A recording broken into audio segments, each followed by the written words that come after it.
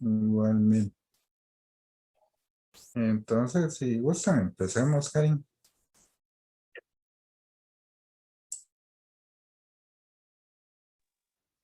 Ok, un gusto. Muchísimas gracias, doctor, por acompañarnos.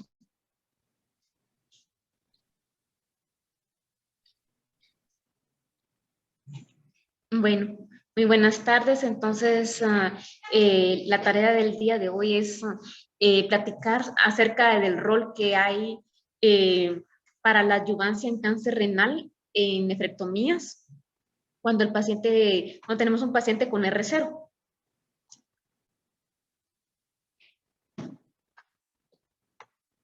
Muy bien. Entonces, entre los objetivos están definir el papel de la adyuvancia en el cáncer renal y definir cáncer renal de alto riesgo. Entonces, y en la agenda tenemos lo que es el caso clínico, las definiciones, generalidades y la literatura. Ok, el caso clínico es una paciente femenina de 61 años de edad que tiene como comorbilidades diabetes mellitus, hipertensión arterial e hipotiroidismo.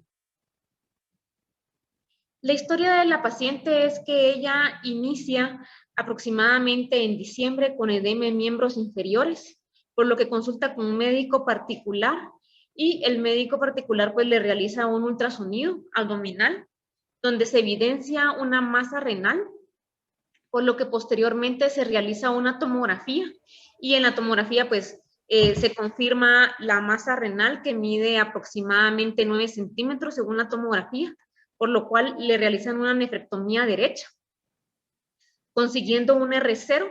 La biopsia indica que es un carcinoma de células renales, de células claras, un PT1B. Entonces, esta paciente llega a la consulta externa después de... ¿Mande? Una consulta, es un T1B. ¿Sí? ¿Cuánto midió? 9 centímetros. No, fíjese que yo revisé el TNM porque también me llamó como mucho la atención y entonces dice que el TNM para un PT1B es mayor de 4 pero menor de 7, pero la tomografía decía que medía 9. ¿No le escucho, doctora? Patológicamente midió entonces menos de 7 Sí, centímetros. así es. Ok, ajá. Dale. Ok. Entonces, y era un carcinoma de células claras. La cuestión es que entonces la paciente pues fue operada en febrero del 2021 y llega a nosotros aproximadamente hace 2 semanas. Y la pregunta es, o sea, porque es referida de urología, si la paciente necesita o no adyuvancia. Disculpa, ¿nos Entonces, puedes dar los grados? Si tuvo ganglios o no le resecaron, fíjese, o doctora, el que no lo Furman mencionan, o algo. no lo mencionan, solo tengo esa información, es la única. Y ahorita vamos a ver la importancia del por qué, pues la doctora lo pregunta. Bueno, entonces, pues una de las importancias del por qué presentar el día de hoy esta tarea es porque de un 100%, eh, de un 100% de cánceres renales que son resecados, bueno, el 16% de los pacientes son encontrados en un estado localizado. Y de esos que se pueden realizar nefrectomía, un 40% pues van a tener recurrencia. Entonces, cada uno de los estudios que pues revisé, siempre me mandaba a este estudio. O sea, que el 40% de los cánceres pues van a tener recurrencia después de la nefrectomía. Y entonces, pues por eso me pareció tan importante incluirlo. Y este es como en el que se basan del por qué la importancia o por qué quisieran ellos o estudian la adyuvancia en el cáncer renal. Bueno, entonces algunas definiciones. Aquí tenemos lo que es la escala de Fuhrman. Entonces, en la escala de Fuhrman, ¿qué es esto? Esta es la escala que lo que hace es estudiar el núcleo y entonces tenemos 4 grados. Entonces, lo que hace esto es que hay mayor atipia, que la atipia va aumentando del grado 1 al 4, mientras, mientras es grado 1 menos atipia, al grado 4 más atipia. ¿Y esta cuál es la importancia? La importancia es que es la supervivencia global a los 5 años. Entonces tenemos una supervivencia global para lo que es el grado 2 de un 89%, para el grado 3 de un 65% y para el grado 4 de un 46%. Entonces, y luego, entre las otras generalidades o definiciones de las cuales le quiero hablar y por qué hablé primero del grado de Fuhrman, es sobre el sistema de estadificación integrado para pacientes con cáncer renal localizado. Entonces, este es un factor independiente, al igual que la clasificación de Fuhrman, para el riesgo de recurrencia. Entonces, esta clasificación nos da lo que son tres valores, o sea, bajo, intermedio y alto. Entonces, ¿qué es lo que evalúa? Evalúa el tamaño del tumor, el Fuhrman, que es lo que acabamos de ver, y el status performance, que es el ECOG. Entonces, tenemos lo que son de bajo riesgo para recurrencia. Estos también, pues, se evidencia lo que es la supervivencia global a 5 años. Entonces, para los de bajo riesgo, va a haber una supervivencia global del 92%, para los de intermedio un 67%, y para los de alto riesgo un 44% de los pacientes van a estar vivos. Entonces, solo un momentito. Ok. Entonces, la cuestión es que lo que deseo que veamos aquí es el hecho del ECOG, solo que tenga un ECOG mayor a 1, pues ya esto nos hace que el paciente pues se encuentre en un estado intermedio de riesgo. Y también el tamaño del tumor nos hace que esto, pues, como les dijera, pase de siendo un 3 o un 4, ya pasa a una escala de alto riesgo, ¿verdad? Entonces, ¿y por qué? Pues les hablo de este sistema de estadificación y del grado de Fuhrman, porque todo esto se incluye en este estudio, que este estudio lo que hace es como decirnos, primero, que el 40%, como les decía, el 40% va a recaer, y segundo, nos dice qué es lo que deberíamos de utilizar o qué es lo que deben de utilizar los investigadores para ingresar a un paciente.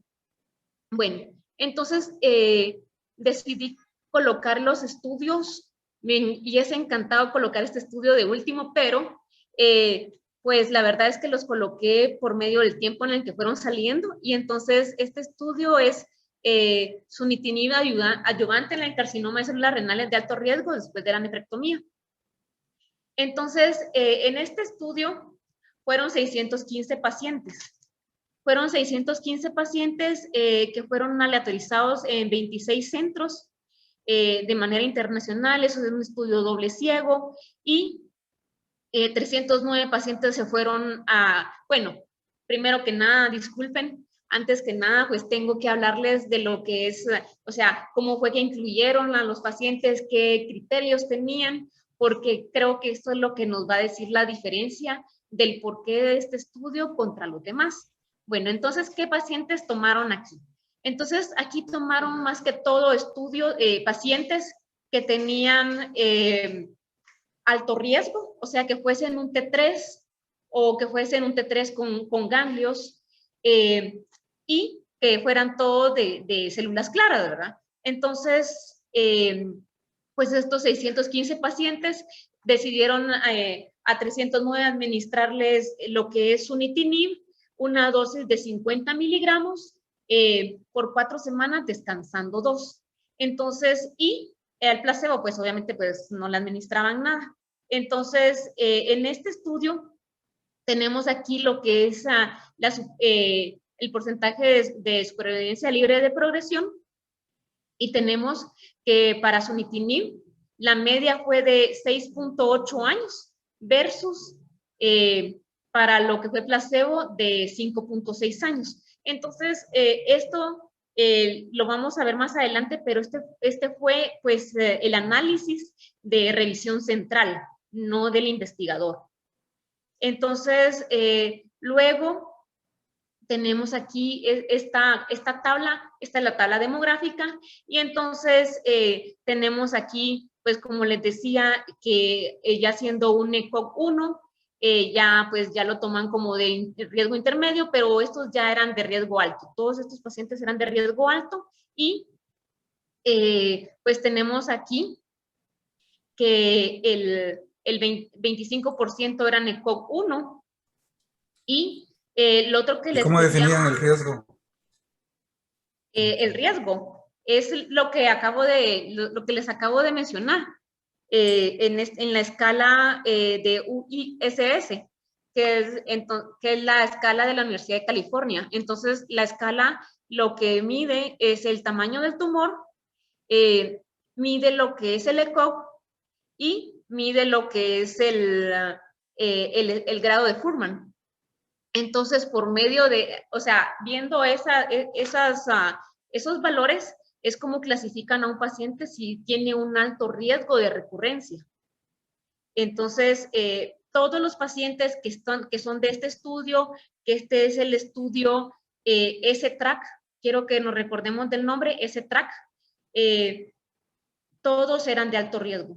Todos dicen que eran T3. O sea, eso es lo que mencionan, porque quiero luego mencionar algunas opiniones personales. Entonces, aquí lo que vemos es un 53% eran alto riesgo, etapa clínica 3, y entonces aquí tenemos lo que les mencionaba, que tuvieron 2 análisis, una revisión central y un análisis por parte del investigador, y aquí es los valores que habíamos visto en la primera tabla, ¿verdad? Entonces, que tenemos una supervivencia de 6.8 años con un intervalo de confianza de 5.8 años, y o sea, está el intervalo de confianza entre 5.8 y no alcanzado. Y en el placebo tenemos los intervalos de confianza se encuentran entre 3.8 y 6.6, con una media de 5.6. Entonces, tenemos aquí un hazard ratio de 0.76. Entonces, eso significa que hubo un 24% de descenso del riesgo. Entonces, ahora esta tabla yo no la había entendido. Entonces, estos son los eventos adversos. Entonces, en los eventos adversos, me llamaba como mucho la atención que aunque fuese placebo, pues tenemos eventos adversos en placebo, ¿verdad? Y un 88%. Y aquí en sunitinib tenemos un 99%. Pero cuando vemos los eventos adversos grado 3, que la verdad yo tendría como mucha duda que sea un evento adverso debido al placebo, yo más se lo adjudicaría a lo que es la progresión de la enfermedad, porque obviamente estamos sin medicamento. Entonces, cuando vemos lo que es el grado 3, solo tenemos un 15% de eventos adversos, grado 3 en lo que es placebo, versus un 48%. Y en el grado 4, pues tenemos un 12% que no es pues nada para dejarlo de evaluar, ¿verdad? Entonces, tenemos aquí, como podemos ver, fueron muy pocos los casos realmente que tuvieron de eventos adversos en placebo. Entonces, lo que les quiero decir y lo que quiero que vayamos como o sea, en conclusión, el S-Track, pues sí es un estudio que fue significativo en lo que es supervivencia libre de progresión, pero no hay diferencias en lo que es la sobrevida global. Y tenemos lo que son eventos adversos.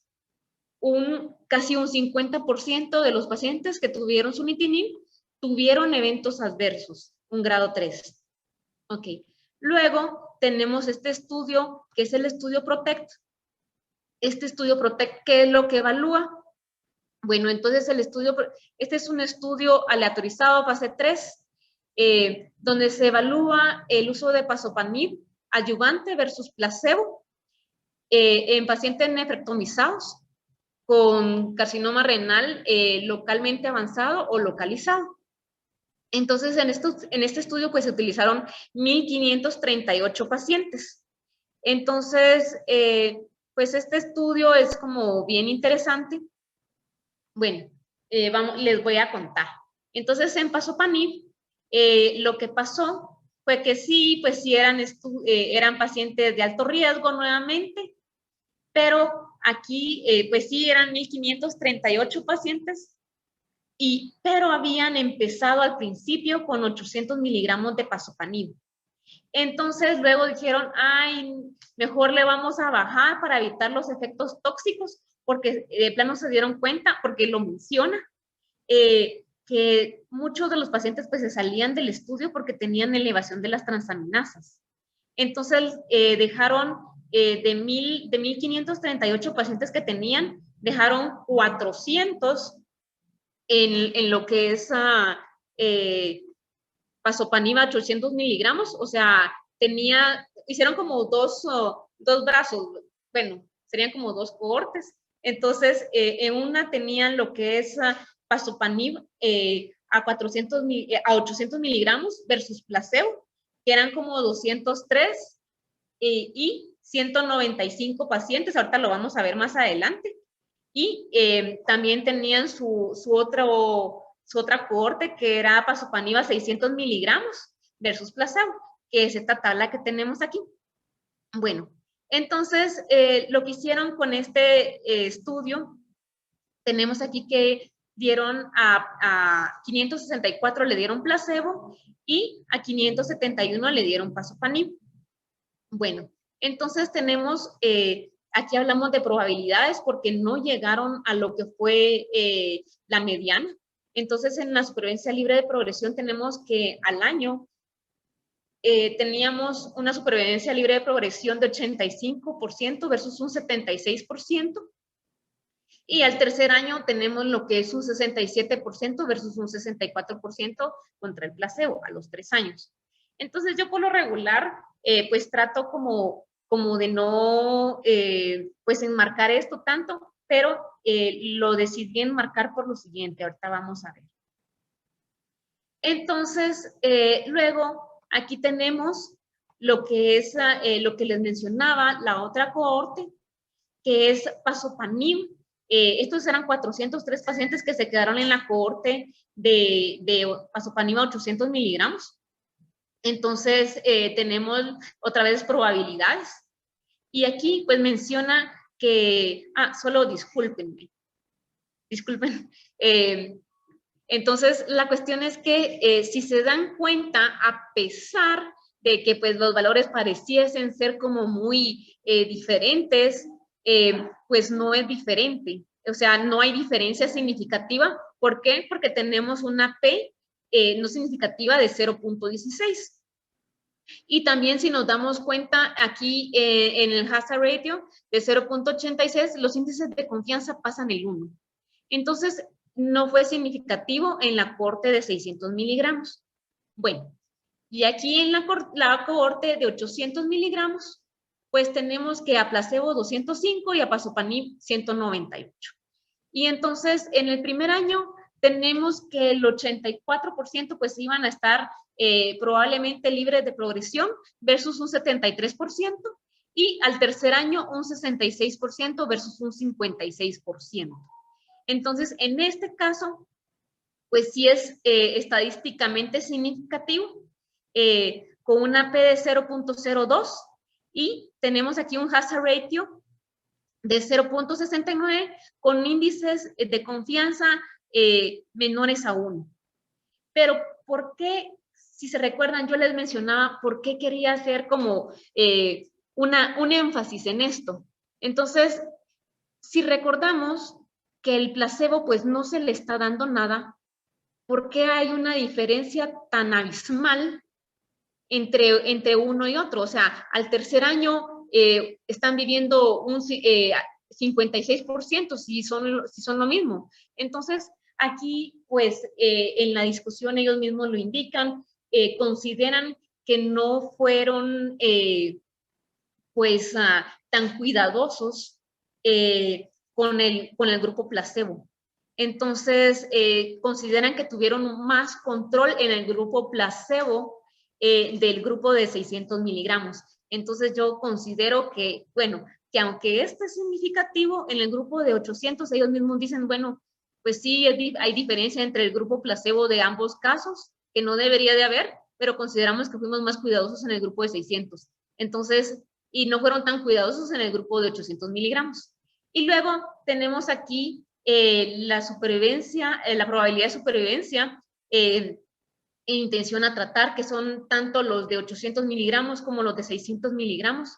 Y pues aquí, pues no llegan a la media, pero sí es estadísticamente significativo, con una P de 0.1 y un hazard ratio de 0.8, que se encuentra entre 0.67 y 0.95. Entonces, para mí esto pues le quita credibilidad al estudio. Y tenemos lo que es también, esta es la probabilidad de supervivencia global, pues que no fue estadísticamente significativo, como lo podemos ver aquí con las PES. Este es el grupo de 600 miligramos y este es la intención a tratar de todos los pacientes, ¿verdad? Ya sea de 600 y 800 miligramos. Entonces, luego, otra vez tenemos aquí, solo disculpen que se me pasó. Entonces, tenemos nuevamente lo que es la tabla de eventos adversos, y entonces tenemos aquí para pazopanib un 98%, con grado 3, grado 4, un 60%, y aquí pues un 90%, pero ya hablando lo que es un grado 3, un grado 4, un 21%. Entonces, pues la verdad es que no son medicamentos inocuos. Entonces, y luego tenemos lo que es el estudio Atlas.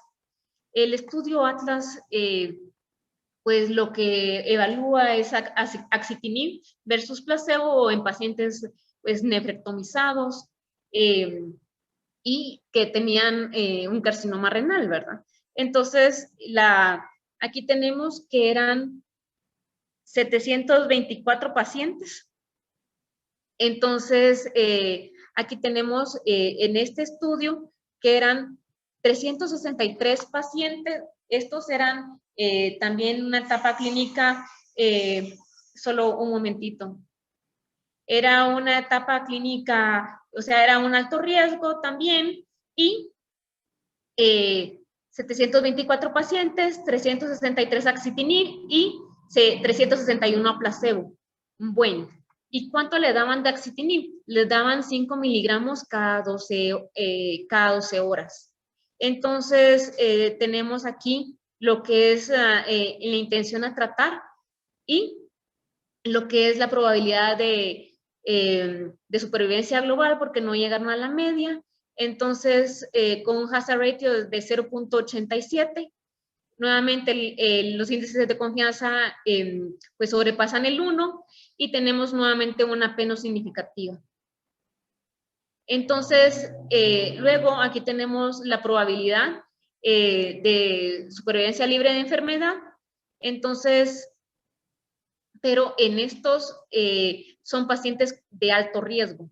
Pero nuevamente, aquí pues tenemos lo que es un hazard ratio de 0.64 y tenemos lo que es pues un índice de confianza que sí están menores a 1 con una P de 0.005.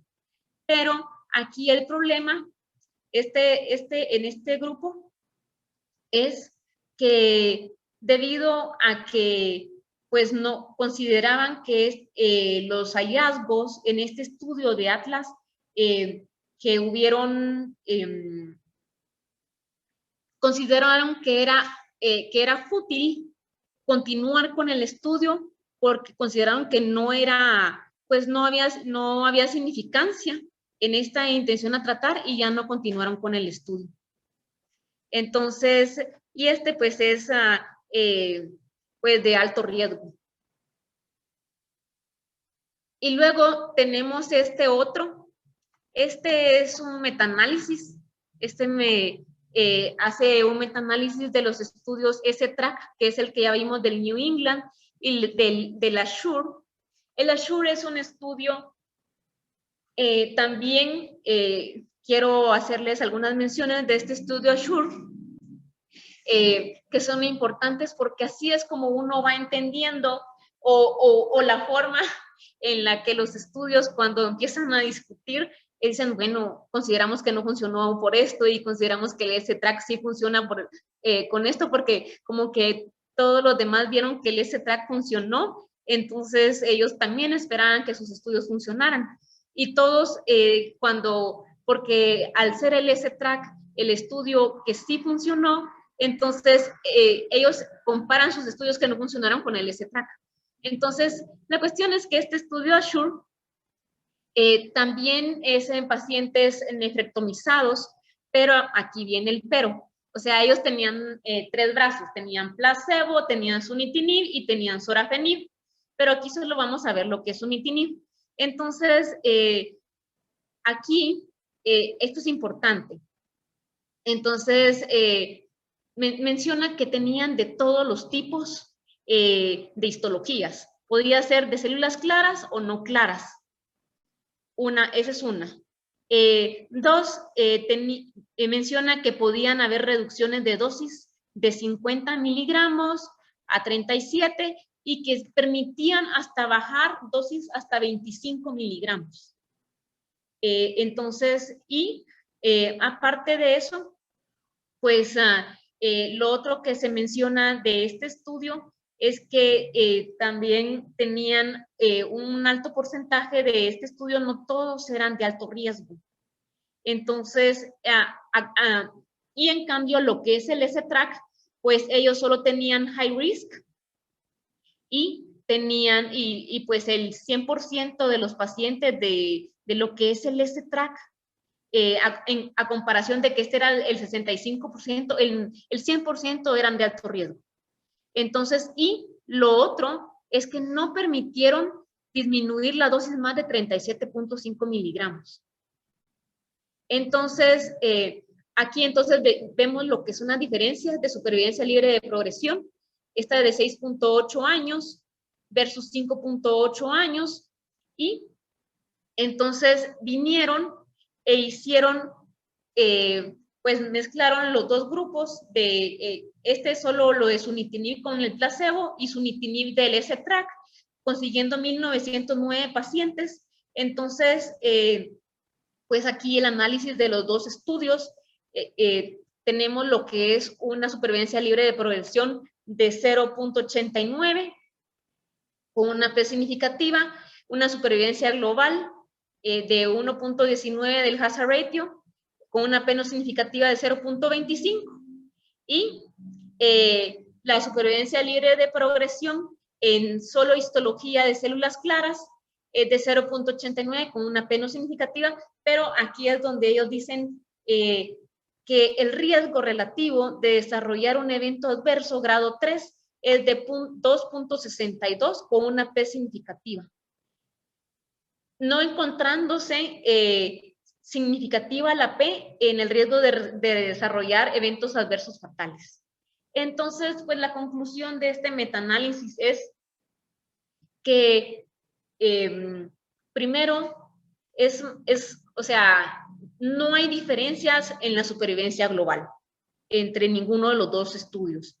Y que al hacer un metaanálisis de estos dos estudios, pues tampoco hay diferencia en la supervivencia libre de progresión, pero sí hay un mayor riesgo de presentar eventos adversos. Entonces, que esto es lo que uno piensa cuando tiene a uno al paciente enfrente, o sea, que no hay diferencia en la supervivencia global, pero sí hay un riesgo de 2.62 de que el paciente pues tenga eventos adversos con el sunitinib.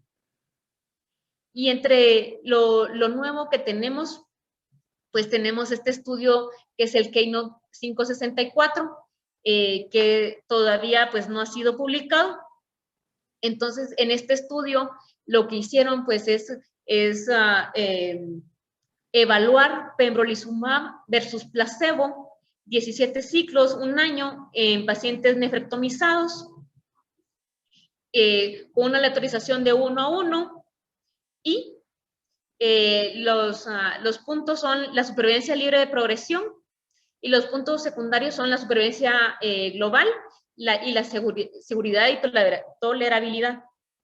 Entonces, encontré este análisis, pues que es bastante prometedor, con un hazard ratio de 0.54, con una P significativa de 0.01, donde pues al parecer pues nos da rangos de que a los 24 meses se encuentren pues libres de, o sea, se encuentren vivos en la supervivencia global. Entonces, pero este estudio todavía no está. Y el otro que tenemos es este de everolimus, que están estudiando, que es el Everest, pero que tampoco ha sido publicado. Entonces, y tampoco encontré tablas de él. Pero ya en lo, pues considero que muy posiblemente pues no sea tan significativo, porque hay un estudio que acaba de salir, que es el CLEAR, donde se evalúa lo que es lenvatinib con pembrolizumab, con everolimus, y lo que es sunitinib. Y la verdad es que en la supervivencia tenemos hasta 24 meses con la combinación de pembrolizumab lenvatinib.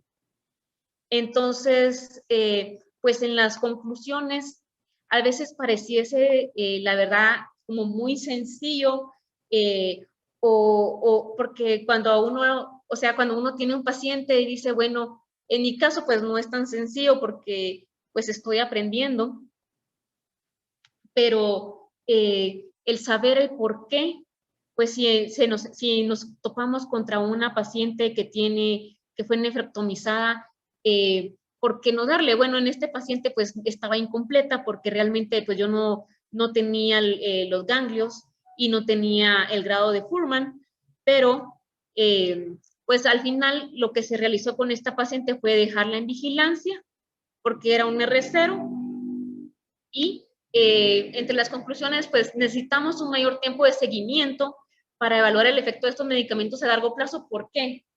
Pues porque a los 10 años el 40% de los pacientes van a estar vivos. Entonces es posible que la verdad es que pues al final no sean tan funcionales, y que deben evaluarse las diferencias entre los demás estudios, entre el STRAC, entre el ASSURE, el Atlas, el PROTECT, para entender por qué el STRAC pues es el que ha sido significativo, y que al final es el por qué pues está avalado el uso de sunitinib en pacientes de alto riesgo, nefrectomizados, con un tipo histológico de células claras por la FDA. Entonces, pues eso era lo que les traía para el día de hoy.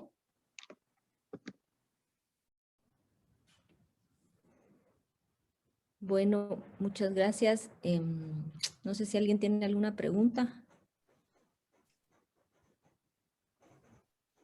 Entonces, Cari, ¿por qué les damos sunitinib, los de alto riesgo? O antes que le respondas, tal vez, antes que responda tu pregunta, Luis, que me parece buena, de repente Mario nos puede entonces dar un resumen, ¿verdad? O sea, a quiénes le damos, a quiénes no le damos o no le damos a ninguno, o qué hacemos.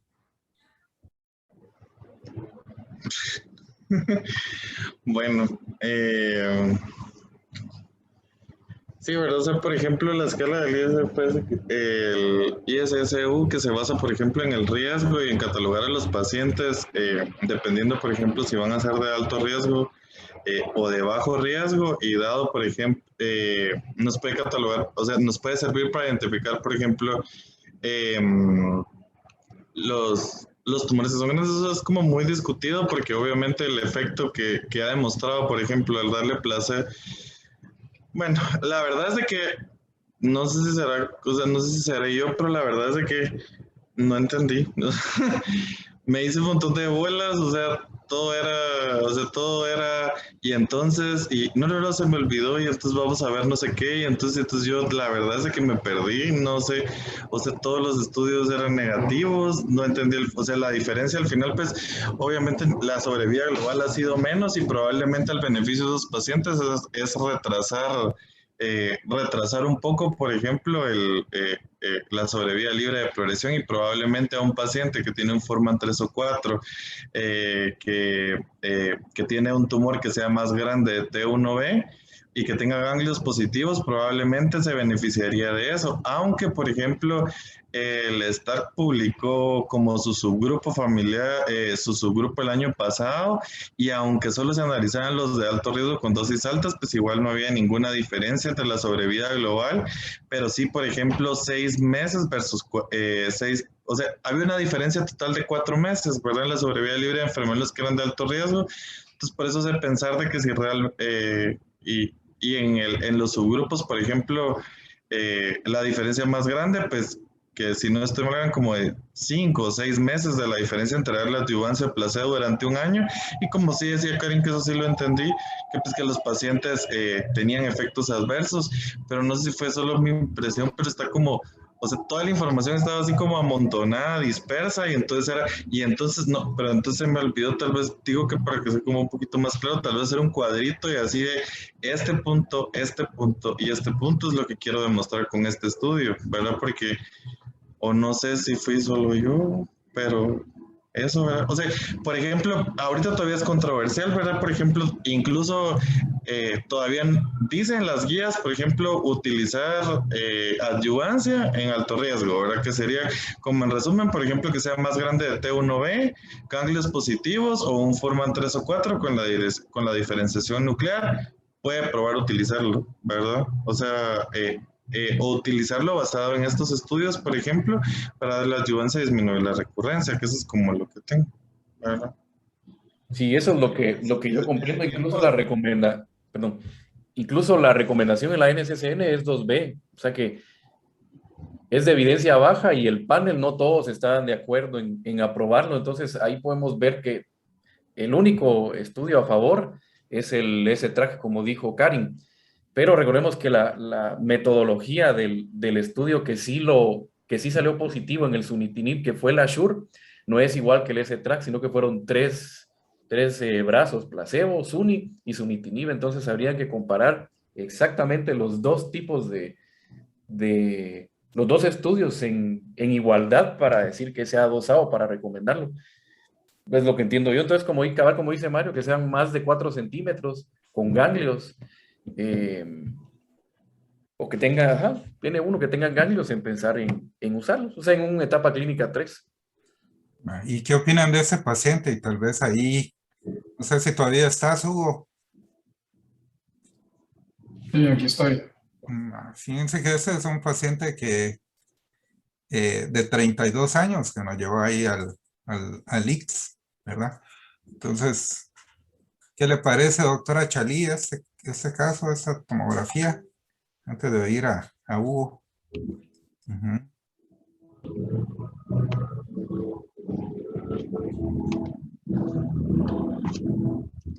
¿Era Chalí? ¿O Pedro? Nosotros la primera imagen del lado izquierdo, pues es la tomografía abdominal de cortes axiales. Se mira a nivel de ambos riñones, pues se mira pérdida de la estructura del riñón izquierdo del paciente, y también se mira una lesión yo le miro una lesión en la cabeza del páncreas, doctor. En la tomografía de imagen de en medio, pues es un corte un poco más superior del paciente. Se mira la lesión en el parénquima hepático, pero no sé si naciera de ahí. Y ya un corte un poquito más inferior, pues se vuelve a visualizar la lesión en el parénquima hepático, doctor. Y se mira también la lesión que está empezando en el riñón izquierdo. Sí, bueno, en realidad, ¿verdad? Lo que tenía que era como lo que se ve como extenso, es como el trombo, ¿verdad? Como un trombo tumoral se podría considerar en la lesión de en medio. Y entonces eso es lo que no se logra, no se lograba como definir exactamente hasta dónde llegaba el trombo. Entonces, lo que había que tomar en cuenta es el ECOG del paciente para ver, porque el hecho de dar la adyuvancia es disminuir. Solo lo que le pregunté, doctor. ¿Qué piensa? En el ataque, ¿cuál es su conclusión? Que habría enfermedad residual y que él se beneficia. Masa renal derecha, masa renal izquierda y un trombo. Eso es lo que quiero que me diga. ¿Y qué te parece, Hugo, este caso? Si te llega, ¿qué le ofrecerías? Tuvimos un caso muy similar, no sé si de repente es el mismo, no sé cómo se llama.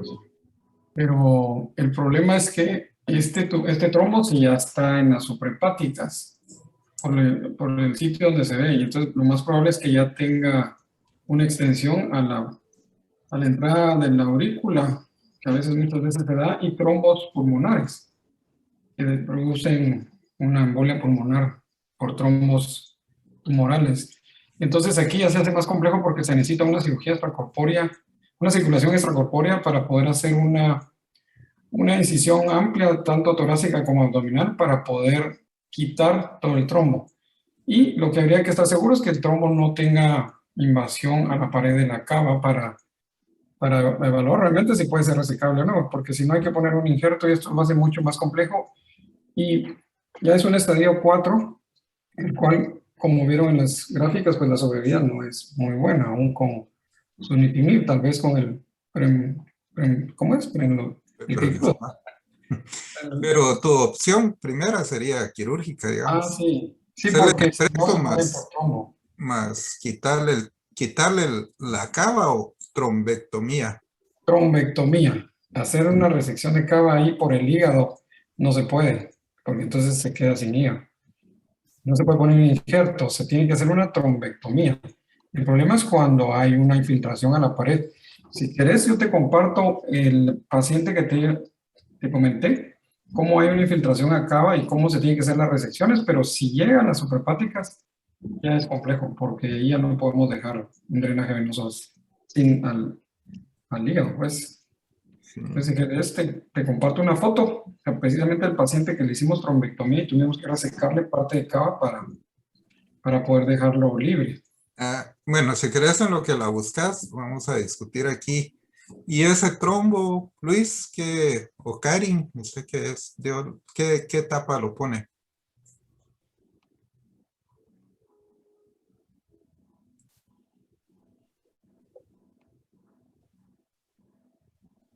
Cuatro.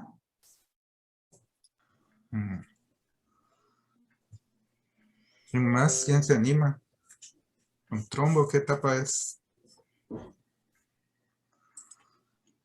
3. Es una etapa 3. Es un T3, el trombo de las cavas es un T3 que lo hace etapa clínica 3, no lo hace 4. Y fíjense que lo que nos dio mucho con ese paciente fue que a él lo operaron en Jutiapa y le hicieron la nefrecto, pero no le tocaron el coágulo, ni le hicieron trombectomía, ni nada. Ahora, pues esto ya lo hace un paciente de alto riesgo, porque ¿cuál es la sobrevida de este paciente si no le quitan el trombo?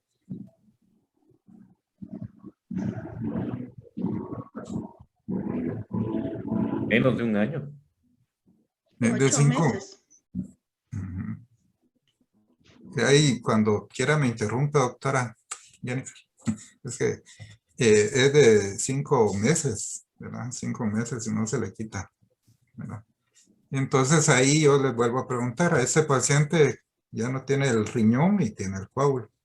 ¿A él se lo considerarían para darle adyuvancia? Bueno, porque aquí ya es diferente al paciente que estábamos hablando, un paciente en T1, que yo creo que ahí ninguno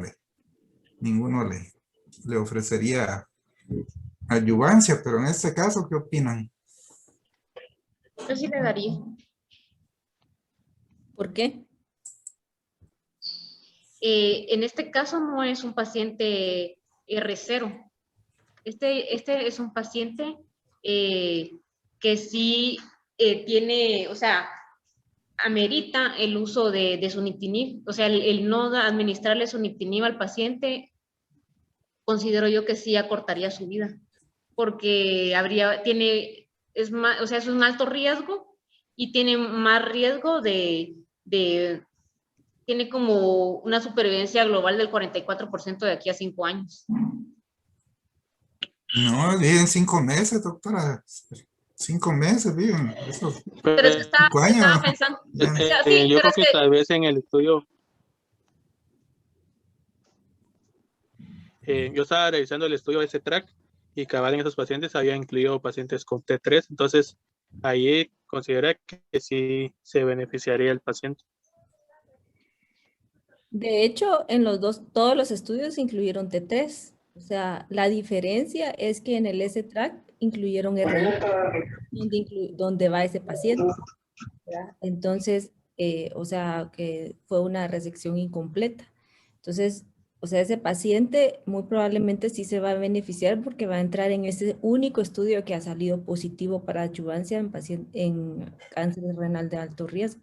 Aunque es donde a mí me queda la duda, porque lo que pasa es que si es una resección incompleta, eso sería primera línea, ¿no? O sea, si no se ha logrado, o sea, si la resección es incompleta y queda enfermedad residual,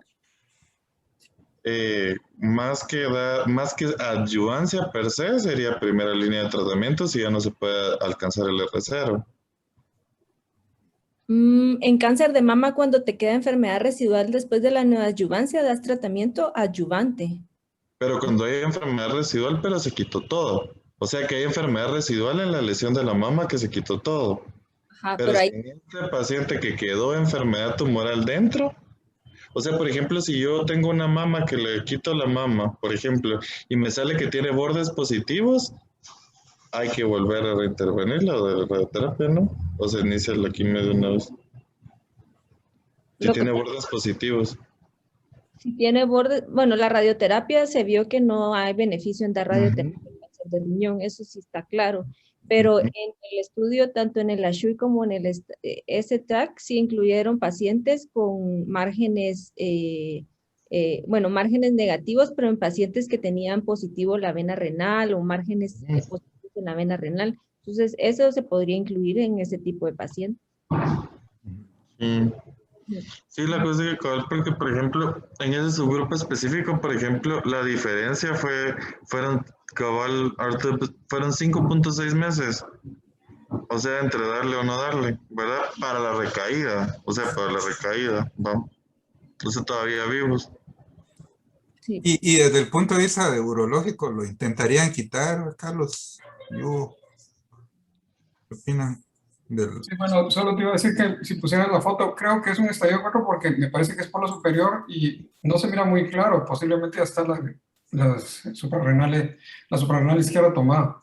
¿Y qué sea, Sí, doctor? hay que intentar quitarlo. Si se deja trombo, el problema es la mortalidad es por la tromboembolia pulmonar, que es muy alta, y la diseminación a pulmón. De lo que yo he visto, lo que más mueren es por insuficiencia respiratoria. Aquí es donde yo tengo dudas, en la de en medio, que pudiera ser parte del tumor. Es que aquí nos faltan imágenes, pero ya con ese trombo posiblemente sí tiene invadida la suprarrenal. Creo que es de polo superior, ¿verdad? Del riñón izquierdo. Yo veo que es esta, fíjate. Yo veo que es polo inferior. Yo pienso que ya hay una invasión de la gerota, de la fase de gerota. Porque sí se mira normal. Hay falta de la continuidad. Ahora, buenas noches. Ajá, Carlos, buenas noches. Aquí al tener una resección incompleta, realmente el pronóstico está dado ante la gravedad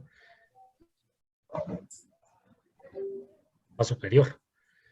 Entonces, como dice Hugo, realmente la mortalidad, no sé si me escuchan. Sí, te escucho. La mortalidad más que todo va a estar dada por algún trombo que vaya a soltar o incluso estos trombos tumorales pueden llegar a... es bien complejo dejar ahí, ¿va? Si se deja ahí trombo tumoral, realmente el pronóstico es muy sombrío, aunque se le dé adyuvancia, entonces habría que realmente valorar si realmente no se puede ir a rescatar quirúrgicamente, valorar el pronóstico contra las complicaciones que se le puede dar una adyuvancia de estos medicamentos de sunitinib, ¿verdad? Porque al final no es que sean medicamentos tan inocuos al paciente, ¿verdad? Porque si le vamos a complicar más la calidad de vida.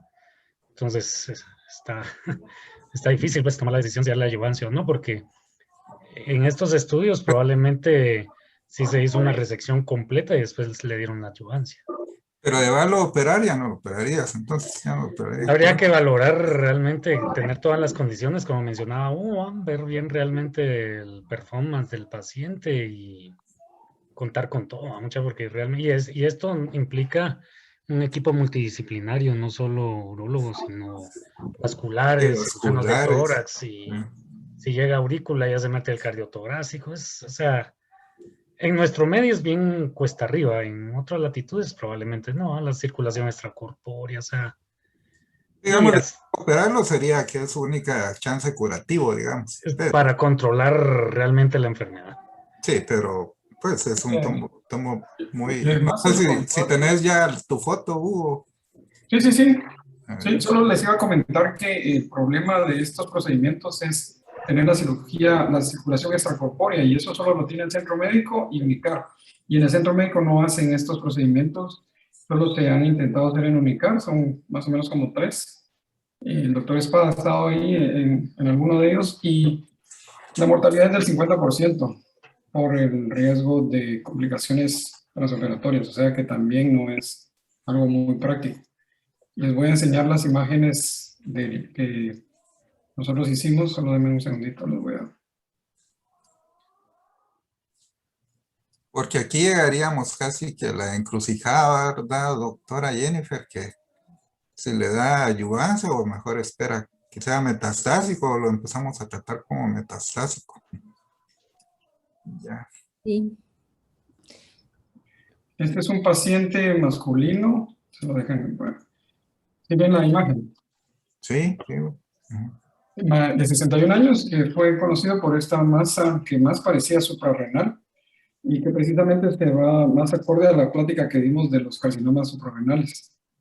Y que radiológicamente, inclusive los radiólogos estaban en discusión si era supra o renal, pero una radióloga identificó bien la rama del polo superior del riñón y identificó que irrigaba en la masa. Entonces los radiólogos lo consideraron como una masa renal, pero tenía un trombo en cava. No sé si logran ver aquí, está el trombo, estaba muy cercano ya a las suprahepáticas. Aquí se mira bien el trombo. Y tenía ganglios, y tenía, pues, inicialmente pensamos que podía ser supra, solo que el trombo no iba con que fuera supra. Entonces, lo intervenimos, le hicimos la nefrectomía, sí tenía parte del tumor y tenía la masa en la cava, la cual se hizo su disección, se pusieron unas pinzas de Satinsky, y aquí se ve cómo está adherida a la cara lateral externa el trombo, era un trombo tumoral. Y aquí logramos eliminar, aquí se puede ver todavía la adherencia de la cara lateral a la cava. Ya estamos muy cerca de las suprahepáticas, aquí tuvimos que levantar un poco el hígado.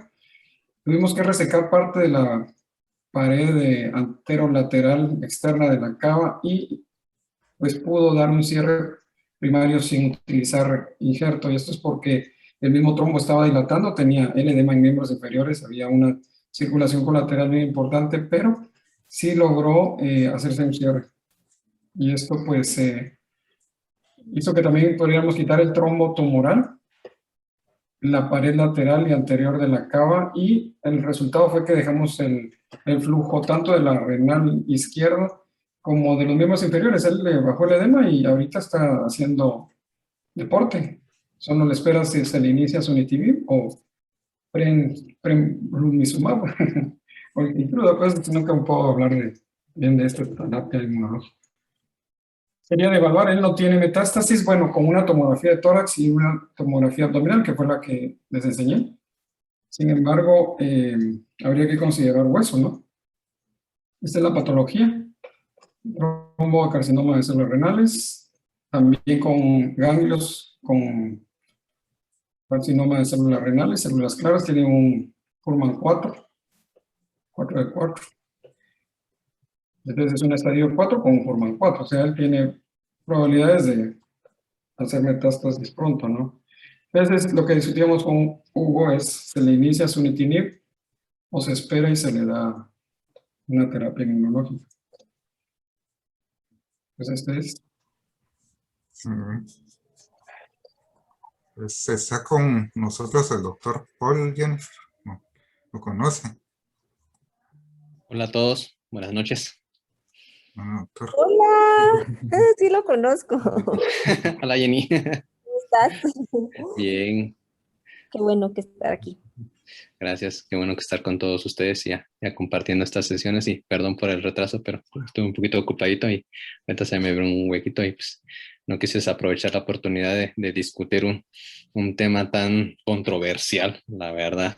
El caso pues que acaba de exponer, el que mencionó, pues vimos como 3 o 4 en el Subirán, pacientes con trombos, y la conducta de allá era tomarles biopsia y utilizar neoadyuvancia con sunitinib. Les dábamos 6 meses y posteriormente a esto iban a tratamiento quirúrgico y se quedaban con margen y todo. Pues la conducta en ese momento era vigilarlos por la evidencia que teníamos. Ahorita pues con lo nuevo que salimos con el Pembro, pues los datos apuntan a que tal vez sí. Tenemos un seguimiento corto y pues uno se inclinaría a que la evidencia está jalando más a inmuno por el momento, y los TKIs estarían como que reservados, y en dado caso, si no tiene molestias, darle toxicidad de gratis es algo que uno lo tiene que poner en la balanza en estos pacientes y sopesar mucho realmente el objetivo de la adyuvancia, que al final de cuentas es que los pacientes vivan más, y si la evidencia va en contra de esto, de que el paciente no está viviendo más, entonces pues uno se lo puede esperar y esperar a que pues el tumor tenga la evolución natural y darle el tratamiento cuando ya tenga síntomas, o inclusive dependiendo de dónde vaya a aparecer la lesión, manejarlo con resecciones de oligometástasis. Ese es el evento que se presenta, e irnos tratando de evitar el tratamiento adyuvante hasta que tengan un poquito de mayor evidencia de peso. Por lo menos ahorita yo considero que en el asunto, pues inmunoterapia, por los datos que tenemos, se ve un poquito alentador el panorama.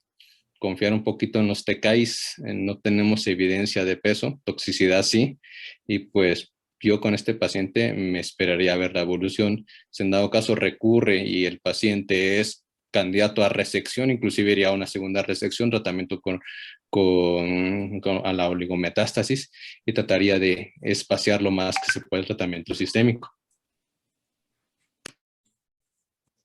Gracias, doctor. Sí, iba un poco a eso la discusión, ¿verdad? Porque en realidad es un paciente de mal pronóstico y de repente, más que una neoadyuvancia, uno lo que hace es ver si en esos 6 meses no se hace metastásico.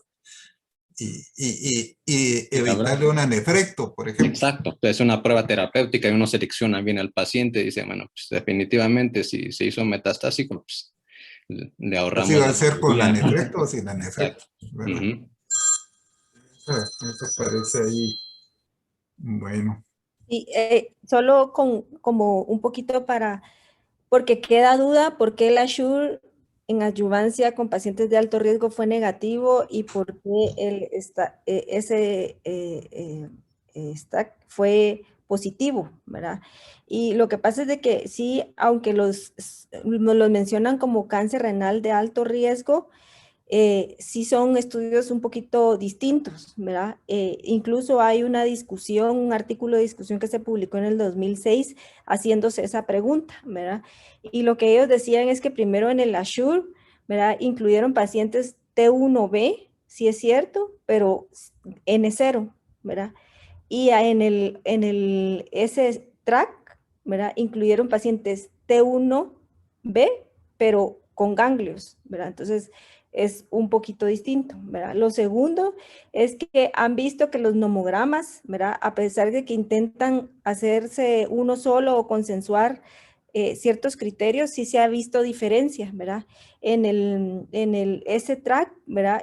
El nomograma que utilizaron fue el de Los Ángeles y en el otro fue el de UCLA. Entonces es distinto y sí han habido ciertas diferencias, ¿verdad? Y la otra es que pues el grado de Fuhrman pues es operador dependiente, entonces también puede haber ciertas diferencias, ¿verdad? En ese sentido. Entonces, y pues otra cosa es que pues en el S-TRAC incluyeron pacientes R1, ¿verdad? Que no los incluyeron, entonces muy probablemente eso va apuntando a que ese estudio haya sido positivo, ¿verdad? Pero pues no quiere decir que sea ley que hay que darle adyuvancia, ¿verdad? O sea, se podría intentar y como dice Edwin, ¿verdad? Ver como la biología tumoral con la neoadyuvancia, que es lo que intenta ver una neoadyuvancia, ¿verdad? Podría ser una opción, aunque con la inmuno esta historia puede venir a cambiar. Y lo siguiente es que pues están intentando hacer como un score de recurrencia genética, ¿verdad? O sea, para ver más o menos, o sea, qué pacientes van a recurrir sí o sí, aunque les demos lo que le demos, ¿verdad? Y pues lo que están intentando hacer es más o menos ver la expresión de 700 genes, ¿verdad? Y lo que han visto es que en 11 de esos 700 genes ahí existe mayor evidencia de que estos pacientes vayan a recurrir. Entonces quieren ver, ¿verdad? Lo que se está haciendo es quieren ver si se puede utilizar o este score de recurrencia genética para ver, para no pensar en que todos, ¿verdad? Deben de recibir adyuvancia, ¿verdad? Más en una terapia inmune, ¿verdad? Como el pembro, que es pues altamente costosa, ¿verdad? Entonces, pues sí hay diferencia en los estudios, ¿verdad? En cuanto a la población de los pacientes, en cuanto a los nomogramas que utilizaron y todo, y muy probablemente por eso un estudio, a pesar de que es la misma droga, haya salido un estudio negativo y luego salió un estudio positivo. Yo estoy de acuerdo con eso porque yo he visto tumores Fuhrman 4 T2B y que a 5 años están libres de enfermedad. Pues tendríamos que esperar los 10 años, pero no necesariamente el Fuhrman dice exactamente la evolución, porque puede ser que esté confinado al órgano. O sea, sí he visto Fuhrman altos y no he visto recidivas locales o metastásicas en esos pacientes hasta T2, pero no sé qué opinan. Eso lo he visto de forma quirúrgica. Ustedes como oncólogos, ¿sí tiene relación los Fuhrman o es operador dependiente del patólogo?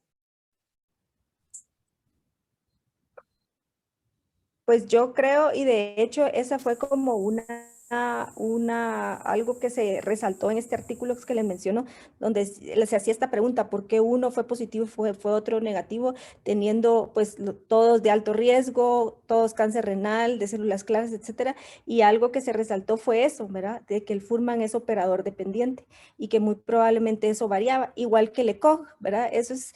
va a depender de qué tan buenos, ¿verdad? Seamos, aunque existen parámetros muy claros, pero el ECOG también puede ser una escala pues que va a depender mucho de la persona que esté evaluando al paciente. Entonces, yo considero que sí puede ser algo que puede variar y como usted dice, ¿verdad? Ver tumores muy pequeños Furman 4 o ver tumores muy grandes Furman 2, ¿verdad? Entonces, como muy contradictorio, pero pues es operador dependiente. Entonces, yo considero que pues eso puede ser como algo por lo cual se están buscando nuevos scores que sean como más específicos, buscando recurrencias genéticas propiamente, para ser más específicos. ¿Y qué creen que pudiera ser como nuestra conducta? Digamos, si un paciente tiene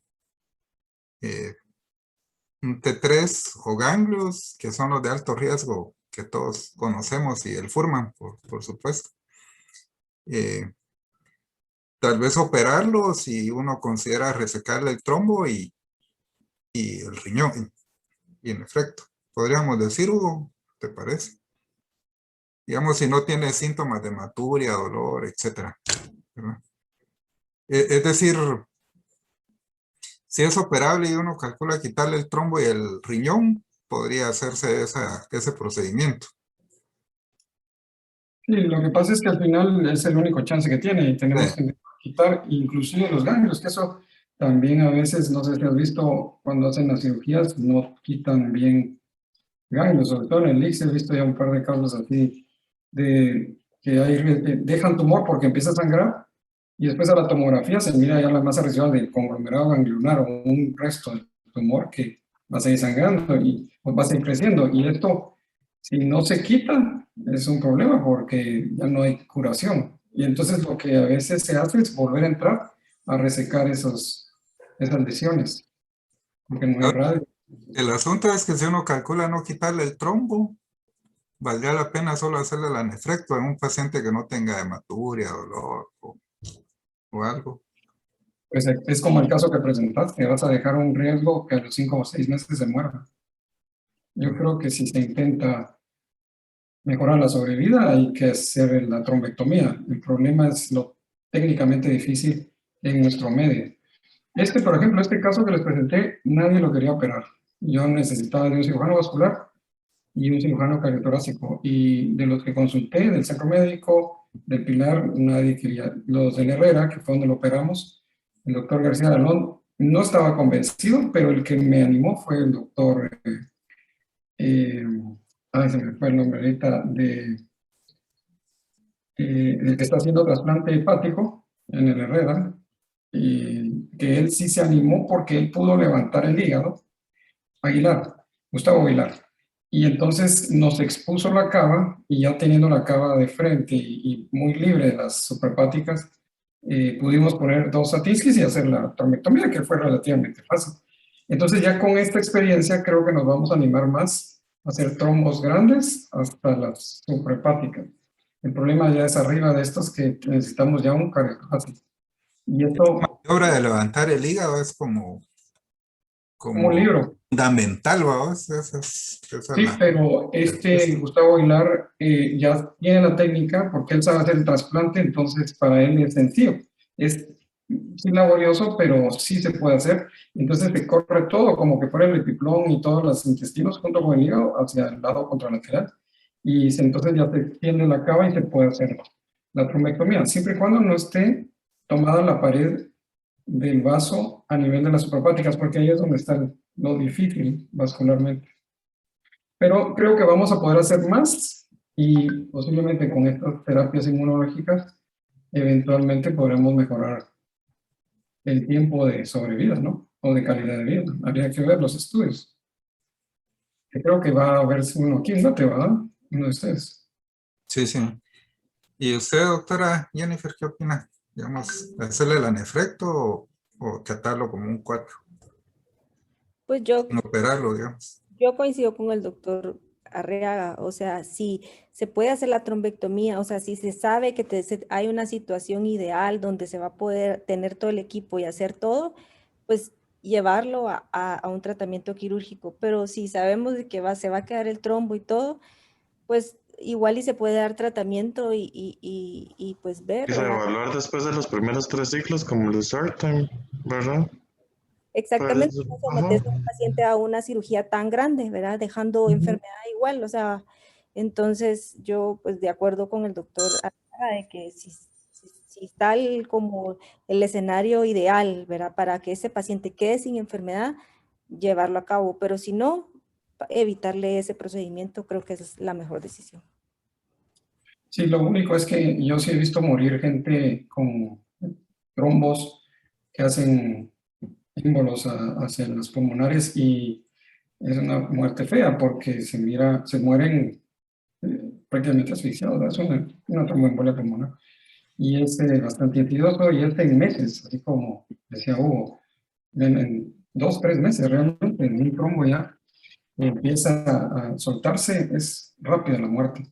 Y entonces es un problema del manejo familiar porque no es inmediato, no es como un infarto, sino que va a llevar un tiempo en el cual hacen una tromboembolia parcial, empiezan a haber déficits respiratorios, van a los hospitales, les dan soporte, les dan, los heparinizan, salen y vuelven otra vez, entonces es progresivo y hasta que se mueren, pero es una forma, siento yo, algo fea de morir.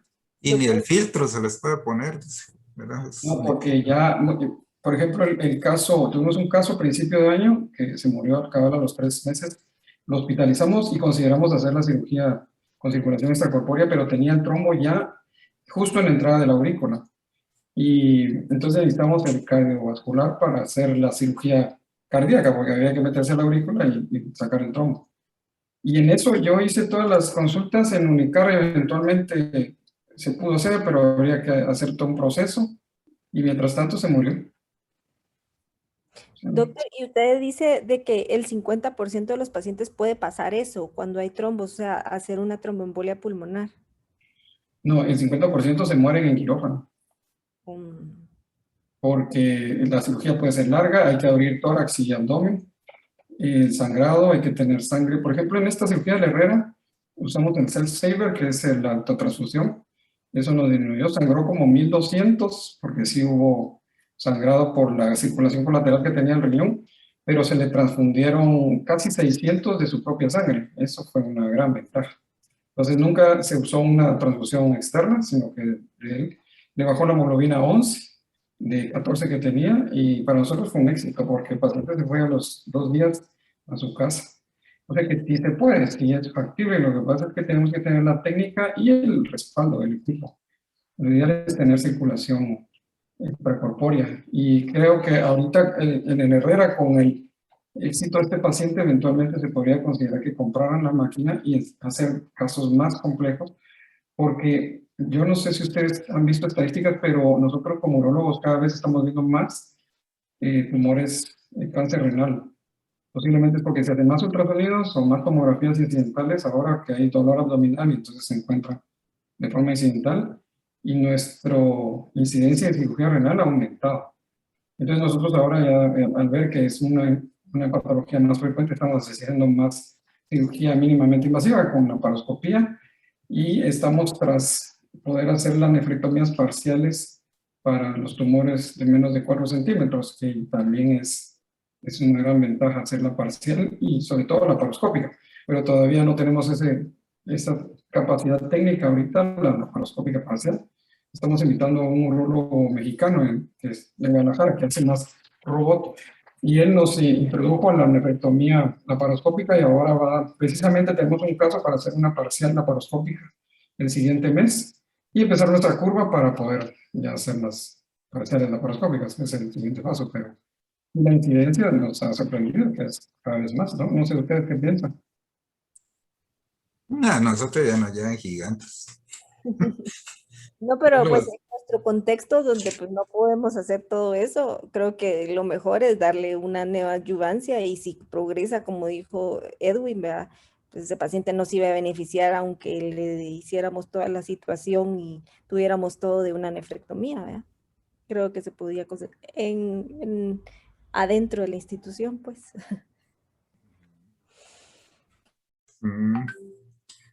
Y pues yo digo que eso ya para la otra tal vez podemos hablar de embolizar el tumor, a ver si ya se puede hacer aquí y en quiénes hacerlos, porque son tumores muy grandes los nuestros. Sí, eso también lo hemos considerado, sobre todo cuando hay dolor o hematurias persistentes, porque no se puede hacer nada al tener un trombo que ya va a mandar émbolos a nivel de la pulmonar, pero sí se puede mejorar dolor y me lo han ofrecido ya. Hay dos radiólogos, tanto el del Herrera, el doctor Kusemar, como la doctora Sandoval, que estuvo en el Pilar y ahora está en varios hospitales, que sí han hecho embolizaciones selectivas a la arteria que nutre al tumor para disminuir hematuриas o dolor. Como parte de la terapia quirúrgica no lo hemos considerado. Doctor Paul, ¿algún comentario final? Pues realmente en nuestro contexto uno tiene que adaptar la medicina basada en la existencia que tenemos y pues cada caso va a ser distinto. Y definitivamente nosotros como oncólogos podemos opinar, pero si el urólogo está con la certeza al 100% que lo va a poder quitar todo, pues adelante, ni cómo jugarnos el chance. Y ya los casos complicados, pues depende, como mencionó Jenny, dónde esté el paciente, porque si el paciente tiene acceso a tratamiento de terapia blanco, pues se le da el beneficio de la duda, se ayuda, al final de cuentas, pues si se vuelve metastásico, se selecciona solo. Y al final de cuentas tenemos el control de la enfermedad con el TKI que le estamos dando. No es que nos estemos cruzando de brazos dejando morir al paciente, simplemente tiene tratamiento que tiene una tasa de respuesta y al final de cuentas, pues si la biología nos demuestra que era lo contrario, nos ahorramos una nefrectomía. Y fuera, ya donde no tenemos acceso, pues ya entraríamos en controversia a esto y no estaría nada discutible hacer las nefrectomías y tratar de dejar con la menor cantidad de enfermedad al paciente, más que todo para tratar de beneficiar síntomas, porque si al final de cuentas no tiene acceso a tratamiento sistémico, pues la cirugía, una citorreducción, lo que se pueda dar para darle más que todo calidad de vida, no estaría en contra de eso. Y